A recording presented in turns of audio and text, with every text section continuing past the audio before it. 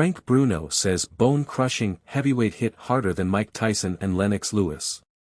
Frank Bruno was a key figure in heavyweight boxing during the 1980s and 1990s and faced more than his fair share of heavy hitters, not least Mike Tyson and Lennox Lewis.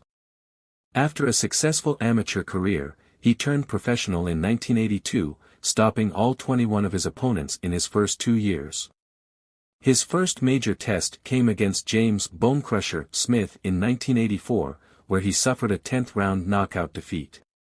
Bruno bounced back with 4 wins before challenging WBA champion Tim Witherspoon, only to be stopped in the 11th round. His next loss came at the hands of Mike Tyson, who he says was the most fearsome opponent he faced, by 5th-round stoppage. Bruno also fought Lennox Lewis for the world title in 1993 but suffered a 7th-round defeat. After several near misses, he finally achieved his dream in 1995 by beating Oliver McCall to become the WBC world champion. A rematch with Tyson followed, and the true Brit retired from the sport after a 3rd-round KO loss. When speaking to the Ring magazine, he was asked to pick the biggest puncher he ever squared off with and went with Smith, the American former WBA heavyweight ruler who held the belt from 1986 to 1987. Smith had a hard punch and he was strong.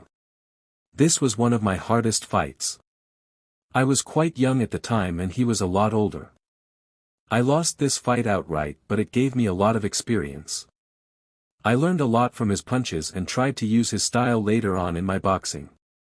As well as beating Bruno, Bonecrusher Smith fought the likes of Tyson, Larry Holmes twice and Michael Moorer before retiring with a final record of 44 wins, 32 by way of KO, and 17 losses.